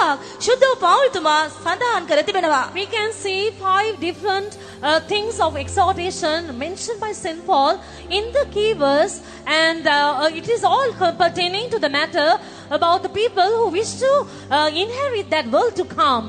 இனி இந்த உலகம் எனக்கு வேண்டாம், இனி வரப்போகிறதான அந்த உலகம்தான் எனக்கு வேண்டும் என்று விரும்புகிறவர்கள், உண்மையாய் அதற்காக தங்களை ஒப்புக் கொடுக்க விரும்புகிறவர்கள் கரங்களை உயர்த்தி ஒரு அல்லேலூயா சொல்லுவோம். මෙන්නද මේ ලෝකේ මට එපා, මතුවෙන ලෝකය මට අවශ්‍යයි. ඒ උදෙසා මා සූදානම් වෙමි යනුවෙන් සිතනවා අය ඔබගේ අතවසවා හල්ලෙලුයා කියන්න. All those who say I don't want this I don't want this city at all, there I live, but I'm seeking the one to come, you raise your hands and shout a hallelujah. ஹல்லேலூயா.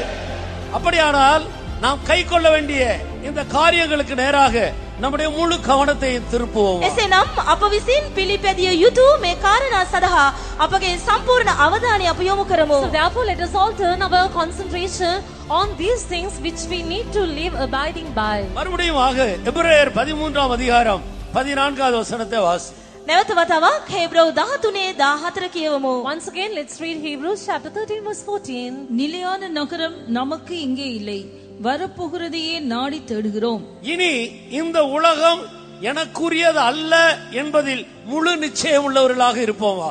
මේ ලෝකය මා සතු නොවේ කියනා වූ සම්පූර්ණ සහතිකය ඇතුව අප ජීවත් වෙමු. Let us all live with this assurance that this world does not belong to me. உலகம் அவர்களுக்கு பாத்திரமாக இல்லை. ලෝකය ඕනට සුදුසු වන්නේ වටින්නේ නැත. The world is not worthy of them. உலகத்துக்கு நாம் சிலுவையில் அறையப்பட்டிருக்கிறோம், நமக்காக உலகம் சிலுவையில் அறையப்பட்டிருக்கு. ලෝකය උදෙසා අපි කුරුසිය යන ගසා තිබෙනවා. ලෝකය අප උදෙසා කුරුසිය යන ගසා තිබෙනවා. We are crucified with the world and the world is crucified with us. இனி வரப்போகிற அந்த உலகத்துக்கு ஏற்ற விதத்திலே ஒவ்வொரு நாளும் அதையே நாம் நாட வேண்டும், தேட வேண்டும். එන මතු කාලේ එන්නා වේ ලෝකය අප සෙවිය යුතුයි, ඒ ගැනම අප සැලකිය යුතුයි. So therefore we must place all our consideration on the world to come and we must seek that world to come. இனி வரப்போகிற அந்த உலகத்தை குறித்தே இரவும் பகலும் நாம் சிந்தித்து அதை குறித்தே ஒருவரை ஒருவர் பார்த்து பேசிக்கொள்ள வேண்டும். මතුවෙන ලෝකයේ පිළිබඳව රෑදවල් අප කල්පනා කර එකිනෙකා බලා අප ඒ පිළිබඳව කතා කළ යුතුයි. We must all meditate and think of that world to come day and night, and we should be only sharing matters one with another about the world to come. வேற பேச்சு நமக்கு இனி அவசியம் இல்லை. වෙනත් අනවශ්‍ය කතා මින් මතු අපට අවශ්‍ය නැත. We don't need to have any other conversation other than this. நாம் இந்த உலகத்திலே பரதேசி ஆகிவிட்டோம். මේ ලෝකයේ අප විදේශිකයන්ව සිටිනවා. We have become strangers in this world. நாம் இந்த உலகத்துக்கு அந்நியராகி விட்டோம். මේ ලෝකයට අපි ආගන්තුකයන් වී අන්‍යයන් වී සිටිනවා. We have become foreigners in this world. இனி இந்த உலகத்தை அதில் உள்ளவைகளை குறித்து பேசுவதற்கு நமக்கு என்ன இருக்கிறது? මේ ලෝකයේ දේවලුත් කතා කරන්න අපට ඇත්තේ මොනවාද? What have we got to talk about the things of this world? இனி இந்த உலகத்தாரை பார்த்து அதற்கேற்ற வேஷத்தை தரித்துக் கொள்வதற்கு நமக்கு என்ன இருக்கிறது? ලෝකයා බලා ඒ ආකාර සමානකම් දක්වන්න අපට ඇත්තේ මොනවාද? What have we got to put a form according to the people of this world? 15வது வசனத்தை வாசி. 15 කියවන්න. Let's read verse 15. ஆகையால் அவருடைய நாமத்தை துதிக்கும் உதடுகளின் கனியாகிய ஸ்தோத்திர பலியை அவர் மூலமாய் எப்போதும் தேவனுக்கு செலுத்த கடவோம். இப்படிப்பட்ட தேவனுடைய ஜனங்கள் எப்போதும் தங்களுடைய வாயினாலே கர்த்தருக்கு எந்த சூழ்நிலையிலேயும் ஸ்தோத்திர பலிகளை செலுத்த வேண்டும். දෙවියන් වහන්සේගේ දරුවන් සෑම වාතාවරණයකදීම තමාගේ මුඛයෙන් උන්වහන්සේට ප්‍රශංසා කළ යුතුයි. So as God's children, they must offer the sacrifice of praise to God, where the fruit of their lips giving thanks to His name. மரணமானாலும் ஜீவனானாலும், මරණය වූ ජීවනය වූ, Whether life or death, உயர்வானாலும் தாழ்வானாலும், උසස් වූද පහත් වන සිදුවද, whether high or low, சுகவீனம் வந்தாலும் சுகமாய் இருந்தாலும், සුවය වූ රෝගාතුර වූ, whether sickness or in health, எந்த சூழ்நிலையிலேயும் உதடுகளின் கனியாகிய ஸ்தோத்திர பலியை இயேசு கிறிஸ்துவின் மூலமாய் பிதாவாகிய தேவனுக்கு நாம் செலுத்திக் கொண்டே இருக்க வேண்டும். කෙබඳු වාතාවරණයක වුවද යේසුස් ක්‍රිස්තුස් වහන්සේ කරුණ කොටගෙන පිය වූ දෙවියන් වහන්සේට අප ස්තුති ප්‍රශංසාවන් පුද කරමින්ම සිටිය යුතුයි. in all circumstances we must offer the sacrifice of praise to God, the fruit of our lips, to God the Father through the Son Jesus Christ. எந்த பாதையில கர்த்தர் நடத்தினாலும் எல்லாவற்றுக்காக ஸ்தோத்திரம் மட்டும் தான் நாம் செலுத்த வேண்டும். කෙබඳු මාර්ගයක උන්වහන්සේ අපව ගෙන ගියද ඒ හැම දෙයක් උදෙසාම ස්තුති කිරීම පමණක් අපගේ මුඛයේ රැඳී තිබිය යුතුයි. In whatever paths the Lord takes us through, we must have only the sacrifice of praise in our mouth. அதுதான் அனலான கிறிஸ்துவ வாழ்க்கையின் ஒரு பகுதி. උණුසුම් කිතුණු ජීවිතයක එක් අංශයක් වන්නේ එයයි. That is one portion of a fervent Christian இனி life. எதை குறித்தும் நாம் துக்கப்படுவதற்கு இடம் கொடுக்க கூடாது. කිසිදු දෙයක් පිළිබඳව හෝ දුකට ශෝකයට පත්වන්න මින්මතු අප ඉඩ නොදිය යුතුයි. We must not give room to any other sorrow or pain in our life. கர்த்தராகிய இயேசு நம்முடைய துக்கங்களை சுமந்திருக்கிறார். ස්වාමී යේසුස් වහන්සේ අපගේ ශෝක උස්සලා තිබෙනවා. The Lord Jesus has borne upon Himself our pain and agony. எந்த காரியத்துக்கும் துக்கத்துக்கு நாம் இடம் கொடுக்காமல் ஸ்தோத்திர பலிகளை செலுத்தி துக்கத்தை மேற்கொள்ள வேண்டும். කොබඳු කාරණයකද වුවද අප දුකට ශෝකයට ඉඩ නැර අප උන්වහන්සේට ප්‍රශංසා කළ යුතුයි. We must not give room to any pain or agony or sorrow, and in all circumstances we should be able to offer the sacrifice of praise to our God. மூன்றாவதாக 6வது 16வது வசனத்தை வாசி. 3:16 වෙනි පදය කියවමු. Thirdly, let's read verse 16. அன்றியும் நன்மை செய்யவும் தான தர்மம் பண்ணவும் மறவாதிருங்கள். இப்படிப்பட்ட பலிகளின் மேல் தேவன் பிரியமாய் இருக்கிறார். இங்கே இரண்டு முக்கியமான காரியங்களை நான் வாசிக்கிறோம். මේ ඊට වැදගත් කරුණු දෙකක් ඇත. We read about two important points here. நன்மை செய்ய மறக்கவே கூடாது. යහපත්කම් කරන්න අමතක නොකළ We යුතුයි. must never forget to do good. கண் திறக்கப்பட்ட தேவனுடைய ஜனங்கள், ඇස් විවෘත වූ දේව දරුවන්, The children of God whose eyes are open. இனி வரும் உலகத்தை குறித்த நிச்சயத்தை பெற்ற தேவ ஜனங்கள், මතුවෙන ලෝකයේ පිළිබඳව සහතිකය ලබාගත් ආ වූ දේව The දරුවන්, children who have got the assurance of the world to come. நன்மை செய்ய அனுதினமும் நன்மை செய்ய மறக்கவே கூடாது. දවස් පතා යහපත කරන්න අමතක නොකළ යුතුයි. You must never forget to do good daily. இங்கே சொல்லப்பட்டிருக்கிற நன்மை என்று சொல்லுவது எதை காட்டுகிறது? මෙහි සඳහන් යහපත යන්නෙන් අදහස් වන්නේ කුමක්ද? Now when he talks about doing good, what does it mean here? அப்போஸ்தல நடவடிக்கையின் புஸ்தகம் 10ஆம் அதிகாரம் 38வது வசனத்திலே இயேசு கிறிஸ்து பூமியில் இருந்தபோது எப்படி நன்மை செய்தார் என்று படிக்கிறோம். ක්‍රියා 10 වෙනි පරිච්ඡේදයේ 38 වෙනි පදේ යේසුස් වහන්සේ මේ පොළොව විසූ සමයේ උන්වහන්සේ යහපත කළේ කෙලෙසද කියා සඳහන් වෙයි. In Acts of the Apostles chapter 10 verse 38 we see as to how the Lord Jesus went about doing good when he was seen on this earth. அவர் நன்மை செய்கிறவராய் சுற்றி திரிந்தார்.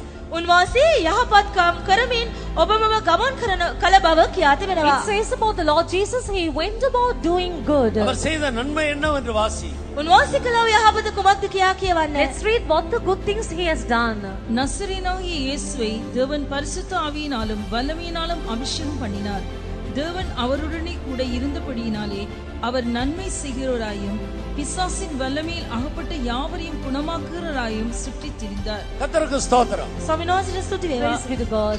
பரிசுத்த ஆவியினாலும் வல்லமையினாலும் நாம் ஒவ்வொருவரும் நிறைந்து ஜீவிக்க வேண்டும். ශුද්ධාත්මෙන්ද බලයෙන්ද අප හැම කෙනෙක්ම පිරී ජීවත් විය යුතුයි. We should be filled with the power and with the good things of the Lord. பாவத்தில் ஜீவிக்கிறவர்களுடைய கண்களை திறக்கும்படி சுவிசேஷத்தை அறிவிக்க வேண்டும். පාපේ ජීවත් වෙන මනුෂ්‍යයන්ගේ දැස් විවෘත කරන පිණිස සුභාරංචි අප ඔවුන්ට දැන්විය We යුතුයි. must proclaim the gospel to the people whose eyes are closed out in order that it may be opened up. சேர்த்து வைத்திருக்கிற பணம் பொருள் எல்லாவற்றையும் வாரி இறைத்து சுவிசேஷ ஊழியத்துக்காக நாம் பிரயாசப்பட வேண்டும். රැස් කළව මුදල් හදා වඩුවාන්න මේ දේවල් වියදම් කරමින් අප සුභාරංචිය දසත පතල කළ යුතුයි. All the money, possession and the wealth and the whatever we have stored up for us, we should spend them all without measure for the spreading of the gospel. அநீதி உள்ள உலக பொருட்களினால் உங்களுக்கு சிநேகிதர்களை சம்பாதியுங்கள். අධර්මික ලෝක වස්තුවෙන් නුඹලාට මිතුරන් සපයා ගනිලා. It says make friends through the things of the mammon. ஆத்துமாக்களை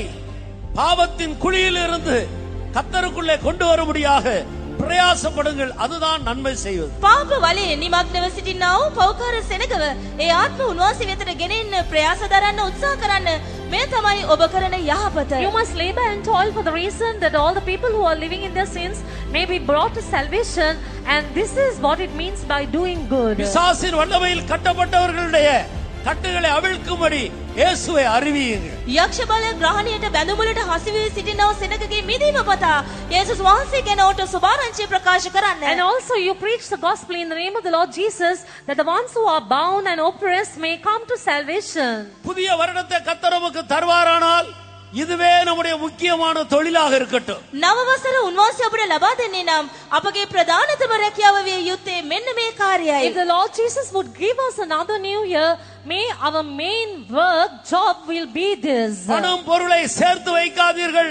அது ஒன்று நம்மோடு வரப்போகிறதில்லை. මුදල් හදල් බඩු භාණ්ඩ රැස් කරගන්න එපා. ඒවා කිසිදා අප හා සමග එන්නේ නැත. Don't store up any money or riches for yourselves, because we will never be able to carry them out. ஆத்துமாக்களை ஆதாயப்படுத்துவதற்கு எந்த அளவு வாரி இறைக்க முடியுமோ, செலவழிக்க முடியுமோ செலவழித்து ஆத்துமாக்களை ஆதாயப்படுத்துங்கள்.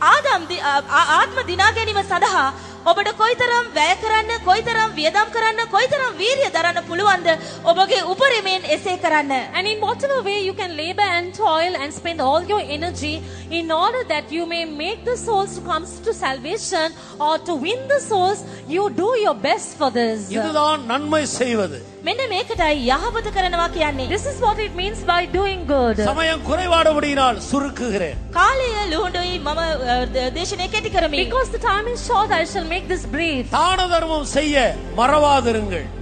අන් අයට දාන ධර්ම දෙන්නට අමතක නොකරන්න. And also don't forget to give alms to others. கர்த்தர் உங்களுக்கு தந்திருக்கிற பலத்தின்படி விசுவாச குடும்பத்தாருக்கு, தேவனுடைய ஜனங்களுக்கு, கண் திறக்கப்பட்டவர்களின் மத்தியிலே கஷ்டப்படுகிற ஜனங்களுக்கு தாராளமாய் உதவி செய்யுங்க. දෙවියන් වහන්සේ විසින් ඔබට දී තිබෙනා වූ ආශිර්වාදයට අනුකූලව ඇස් විවෘත වුණා වූ දේව දරුවන් අතර දුෂ්කරතා සහ හිඟතා සහ අමාරුකම් වලින් පෙළෙනා වූ අයට ඔබ හැකිතාක් උදව් උපකාර කරන්න. According to the riches and all what the Lord has given you, you help even the people whose eyes are opened up, because of the ones who are living in poverty and because of the people who are living in want. Sodom Gomorrah அழிக்கப்பட்டதனுடைய முக்கியமான காரணம் என்ன?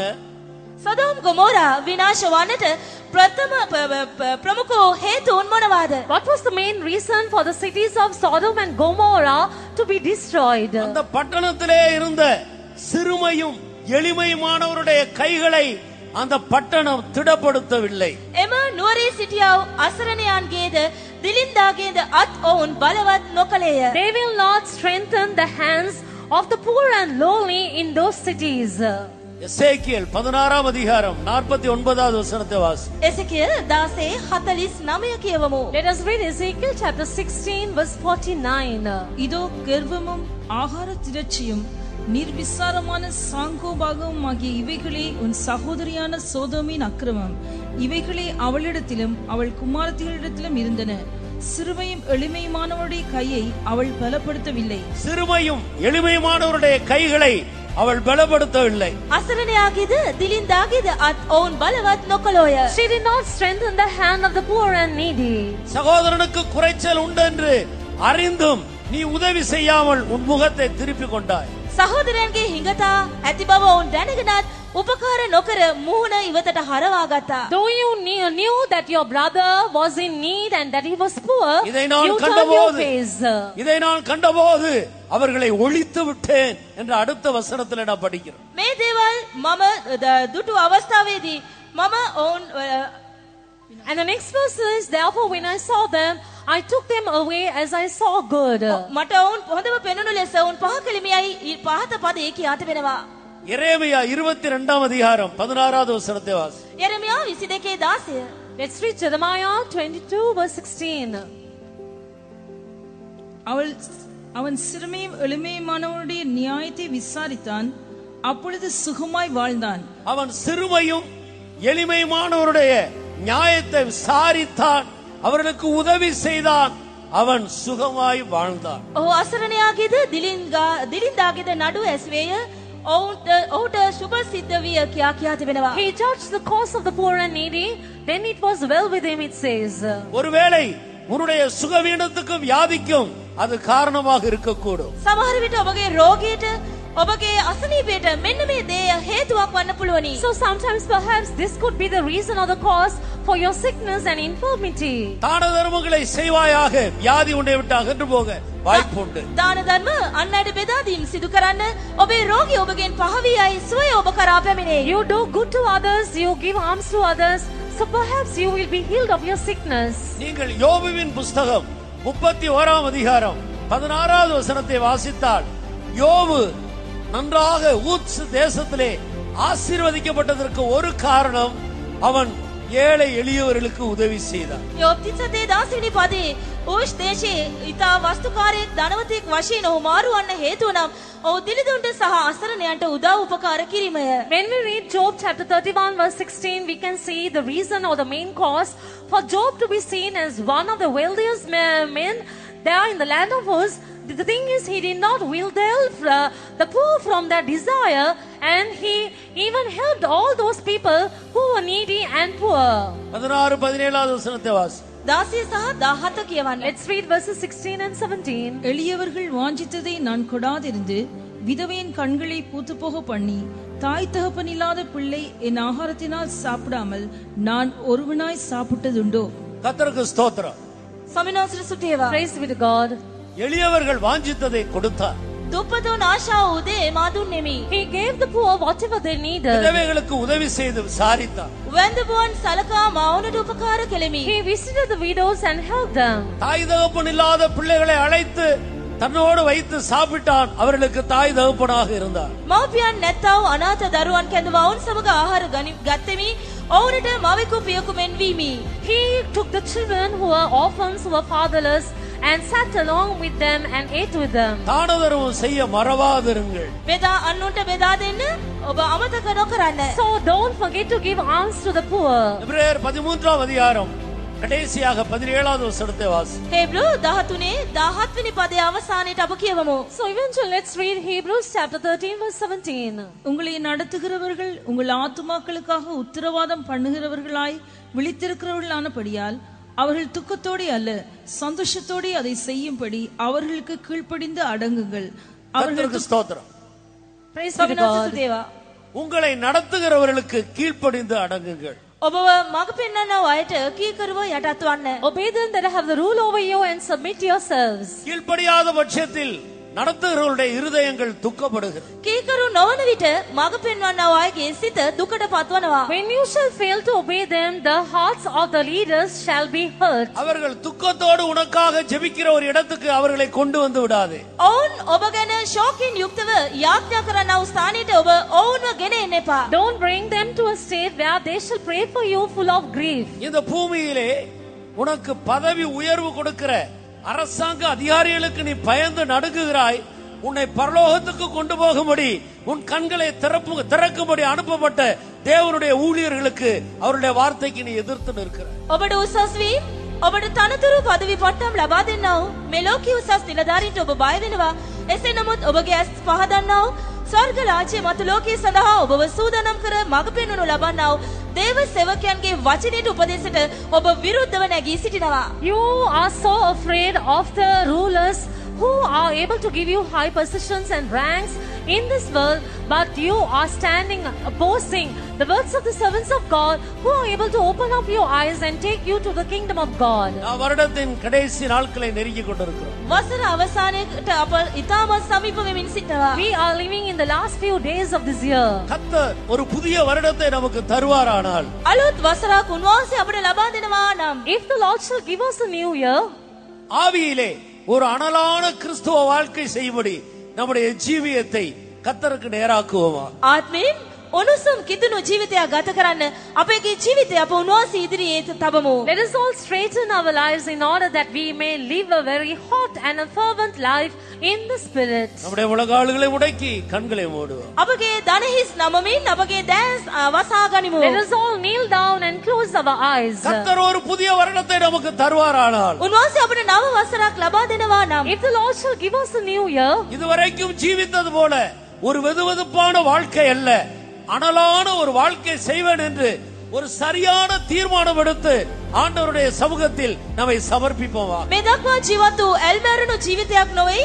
ඊතා නිවැරදි හරි වූ ගිනියම් වූ එනම් උණුසුම් වූ කිතුණු ජීවිතයක් ගත කිරීමේ අදිෂ්ඨානයෙන් යුක්තව දේව අභිමුඛයේ අපගේ ජීවිතය උන්වහන්සේට බාර කරමු. so it is not should not be that cold life we have lived hitherto, but let us all make a decision in the presence of God to live a fervent life in the spirit. பூமியிலே பொக்கிஷங்களை சேர்த்து வைக்காதீர்கள். මේ පොළවේ වස්තු රැස් කර නොගනින්න. Let us not store up riches here on this earth, உங்களுடைய இருதயம் அந்த பக்கம் திரும்பிவிடும். ඔබගේ සිත ඒ පැත්තට හැරී යාවි. because your heart will be diverted to that direction. லோத்தின் மனைவியை நினைத்துக் கொள்ளுங்கள். ලෝත්ගේ භාර්යාව සිහි කරන්න. You remember Lot's wife. பரலோகத்தில் பொக்கிஷங்களை சேர்ப்போமாக. ස්වර්ග රාජ්‍යයේ වස්තු රැස් නොකරන්න. Let us store up riches in ස්වර්ග රාජ්‍යයේ heaven. වස්තු රැස් කරන්න. நம்முடைய இருதயம் எப்போதும் பரலோகத்தின் மேல் இருக்கும். අපගේ නෙත හැම විටම ස්වර්ග වෙත යොමු වී තිබෙනවා ඇත. And then our heart will be fixed in heaven. இந்த 5 காரியங்களுக்கும் இந்த மத்தியான வேளையில் நம்மை ஒப்புக் கொடுப்போம். මේ කරුණ පහ උදෙසා මේ මධ්‍යහනේ අපගේ සිත අපි අවධානය යොමු කරමු. Let us all commit our hearts to these 5 different things. கட்டாயத்தினால் அல்ல, மனப்பூர்வமாய் ஒப்புக் கொடுக்கிறவர்கள் மேல் கர்த்தர் தன்னுடைய அபிஷேகத்தை ஊற்றுவார். බල කිරීම නිසා නොවේ. මුල සිතින් තමන්ව උන්වහන්සේට බාර දෙන්නව අය කෙරෙහි උන්වහන්සේ ආලේපය වගුරනවා ඇත. Not for the sake of compulsion, but the ones who shall commit themselves willingly, the Lord is going to pour His Spirit upon them. இனி இந்த உலகம் எனக்கு வேண்டாம். මේ ලෝකය මින් මතු මට එපා. I don't want this world anymore. என் இயேசு எனக்கு போதும். මාගේ යේසුස් වහන්සේ මට සෑහෙයි. My Jesus is enough for me. இனி வரும் உலகம் எனக்கு போதும். මතුවෙන ලෝකය මට සෑහෙයි. The world to come is enough for me. இருதயத்திலே அப்படிப்பட்ட தீர்மானத்தோடு கர்த்தரிடத்தில் ஒப்பு கொடுங்கள். සිතේ එවැනි අදිෂ්ඨානයක් සමග උන්වහන්සේට බාර කරන්න. With such a decision in our hearts, let us all surrender ourselves. இனி வரப்போகிற உலகத்தை பற்றியே இரவும் பகலும் நான் சிந்திப்பேன். මතුවෙන ලෝකයේ පිළිබඳව රෑ දවල් මා කල්පනා කරමි. I shall meditate upon the world to come day and night. இனி ஆத்துமாக்களை ஆதாயப்படுத்துவதே என்னுடைய முக்கியமான தொழிலாக வைத்துக் கொள்வேன். ආත්ම දිනා ගැනීම මගේ ප්‍රධානතම වැඩේ රැකියාව ලෙස මා තබා ගනිමි. Winning souls shall be my main work of my main job. ஏழை எளியவர்களை திக்கற்றவர்களை விதவைகளை விசாரித்து உதவி செய்வேன். අසරණයන් දුගීන් අනාථවුන් වැන්දඹුවන් විමසා මා ඔවුන්ට උපකාර කරමි. I shall care for the poor and the needy and the widows and the fatherless, and I shall visit them and help them. பாவத்திலே ஜீவிக்கிற ஜனங்களுக்கு சுவிசேஷத்தை அறிவித்து பரலோகத்தை காணும்படி அவருடைய கண்களை திறப்பேன். පාපේ ජීවත් වෙන මනුෂ්‍යයන්ට සුභාරංචිය දන්වා ඔවුන්ගේ අඳුරු ඇස් මා පහදන්නෙමි. I shall proclaim the gospel to all sinners, and I shall also bring them to salvation. என்னை நடத்துகிற ஊழியர்களுடைய வார்த்தைக்கு நடத்திப்புக்கு அப்படியே கீழ்ப்படிவேன். මා මඟ පෙන්වන්නා වූ දෙව සේවකයන්ගේ මඟ පෙන්වීමට සහ ඔවුන්ගේ වචනයට මා සම්පූර්ණයෙන්ම අවනත වමි. I will also simply and implicitly obey the servants of God who are leading me, even according to the word of God. எத்தனை பேர் அப்படி ஒப்பு கொடுக்க முன்னுக்கு வருகிறோம்? කී දෙනෙක් මෙලෙස බාරවන්න ඉදිරියට පැමිණෙනවාද? How many of us will come forward to surrender ourselves in this manner? கர்த்தருடைய கண்கள் இருதயத்தை பார்த்து கொண்டு இருக்கிறது. උන්වහන්සේගේ දෙනෙත් ඔබගේ සිත දෙස බලා The සිටී. eyes of the Lord are fixed upon your heart. கர்த்தருடைய கண்கள் ஒவ்வொருவருடைய இருதயத்தையும் தீர்மானத்தையும் பார்த்து கொண்டு இருக்கிறது. දෙවියන් වහන්සේගේ දෙනෙත් සෑම කෙනෙකුගේම සිත සහ ඔවුන්ගේ අදිෂ්ඨානය දෙස බලා සිටී. The eyes of the Lord are looking at all your desires and all what you are aiming at. உன்னுடைய பலிபீடம் உன்னுடைய இருதயத்தின் தீர்மானங்கள் சரியாய் செப்பனிடப்பட்டதாக இருந்தால் அக்கினி பரலோகத்திலிருந்து இறங்கி உன்னை அங்கீகரிக்கும். ඔබගේ පූජාසනය ඔබගේ සිතේ අදිෂ්ඨාන නිවැරදි ආකාරයෙන් ඔබ සකසා තිබේ නම්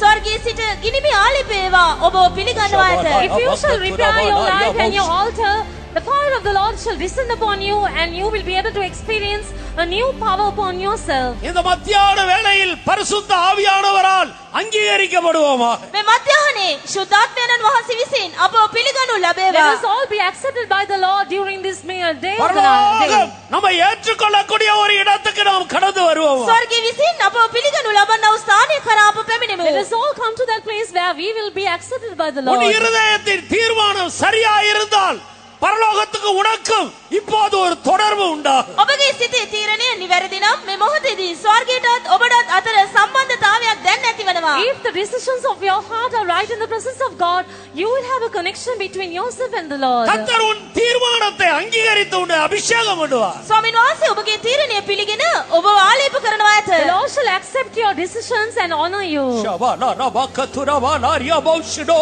ரபா.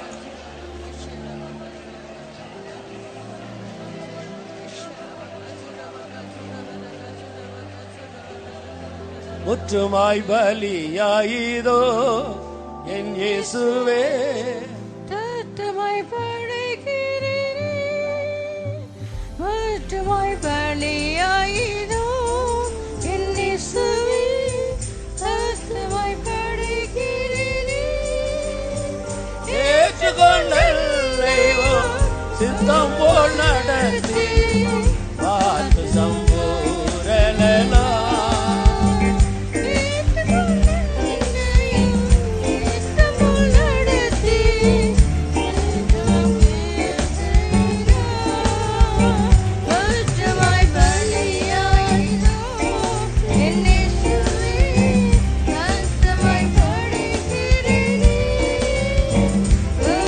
My body, I know, and it's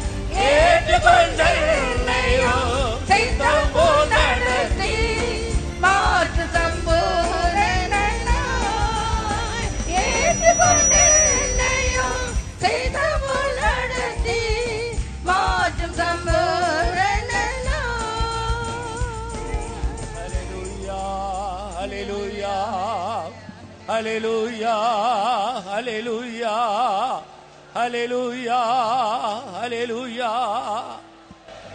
கர்த்தர் நமக்கு தந்ததான தேவனுடைய வார்த்தைகளுக்காக நாம் ஸ்தோத்திரம் பண்ணுவோம். උන්වහන්සේ අපට දුන්නා උන්වහන්සේගේ වචනේ නිසා ස්තුති කරමු. ஸ்தோத்திரம் ஸ்தோத்திரம் ஸ்தோத்திரம் ஸ்தோத்திரம் ஸ்தோத்திரம் ஸ்தோத்திரம் ஸ்தோத்திரம் ஸ்தோத்திரம். நம்முடைய ஆராதனையை கர்த்தர் பொறுப்படுத்த ஆசீர்வதித்தபடியால் ஸ்தோத்திரம் අපේ பண்ணுவோம். රැස්වීම උන්වහන්සේ බාරගෙන ආශිර්වාද කළා නිසා ස්තුති For කරමු. undertaking our service and blessing the service, let's all praise God. ஸ்தோத்திரம் ஸ்தோத்திரம் ஸ்தோத்திரம் ஸ்தோத்திரம் ஸ்தோத்திரம். எடுத்த தீர்மானத்தின்படியே உண்மையாய் ஜீவிக்கும்படி கர்த்தர் தொடர்ந்து ஒவ்வொருவரையும் பலப்படுத்தும்படியாய் ஸ்தோத்திரம் பண்ணுவோம். ගත තීරණයට අනුව ජීවත් වෙන්න උන්වහන්සේ අකණ්ඩව සෑම කෙනෙකුම ශක්තිමත් කරන පිණිස ස්තුති කරමු. That the Lord may strengthen us always to live according to the decisions we have taken in the presence of God. Let's all praise God. ஸ்தோத்திரம் ஸ்தோத்திரம் ஸ்தோத்திரம் ஸ்தோத்திரம். வசனத்தை கேட்ட ஒருவராயிலும் இனி வரும் உலகத்துக்கு அந்நியராய் போய்விடாதபடி புதிய எருசலேமாய் சீயோனாய் யுகாயுகம் ஆண்டவரோடு வாழ்கிற அனுபவத்துக்கு தகுதியாக்கும்படியாய் ஸ்தோத்திரம் பண்ணுவோம். වචනය සුකිසි කෙනෙක් මතුවෙන ලෝකෙට අන්‍යයෙක් බවට පත් නොවන පිණිස නව යෙරුසලමට සහ සියොනට හිමිකරුවන් වී සදාකාලෙන් සදාකාලයට යුගයෙන් යුගයට උන්වහන්සේ සමග වාසය කිරීමේ භාග්‍ය හිමි කරගන්න උපකාර කරන පිණිස ස්තුති All කරමු. those who have given heed to the word of God this morning, that they will not become strangers to the word of God, that they may prepare themselves for that eternal world to come, that they may be able to see the face of God, that they may live in accordance to God's word, that the Lord may help us all. Let's praise God. ஸ்தோத்திரம் ஸ்தோத்திரம் ஸ்தோத்திரம் ஸ்தோத்திரம் ஸ்தோத்திரம். எல்லா துதியும் கனமும் மகிமையும் கர்த்தருக்கு கொடுத்து ஸ்தோத்திரம் பண்ணுவோம். ගෞරවමය ප්‍රශංසාව උන්වහන්සේට පුදුමින් ස්තුති කරමු. Giving all glory, honor and praise to God. Let's